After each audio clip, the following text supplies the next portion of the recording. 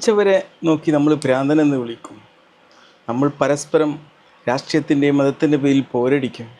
പക്ഷേ നമുക്കൊരു പ്രശ്നം വന്നാണ്ടല്ലോ, നമ്മൾ ആ മനുഷ്യന് വേണ്ടി പ്രാർത്ഥിക്കും. ആറാട്ടണ്ണന് ഇന്നലെ മൾട്ടിപ്പിൾ മൈലോമയാണെന്ന് സ്ഥിരീകരിച്ചു. എന്നിട്ട് എനിക്കിനി 2 മാസമേ ജീവിക്കാനുള്ളൂ എന്നുള്ള പ്രഖ്യാപനം നടത്തിയപ്പം മലയാളി മുഴുവനായിട്ട് കരയാൻ തുടങ്ങി. ഇത്രയേറെ കരയണം മൾട്ടിപ്പിൾ മൈലോമ ഡയഗ്നോസ് ചെയ്ത്? എനിക്കറിയാം, ഇന്നും മൾട്ടിപ്പിൾ മൈലോമ വർഷങ്ങൾക്ക് മുമ്പ് ഡയഗ്നോസ് ചെയ്ത് ഇന്നും ജീവിതത്തിലൂടെ വളരെ സുഖകരമായ യാത്രയിലൂടെ നടക്കുന്ന 1-2 രോഗികളും എൻ്റെ ഒരു പ്രിയ സുഹൃത്തിനെയും എനിക്കറിയാം.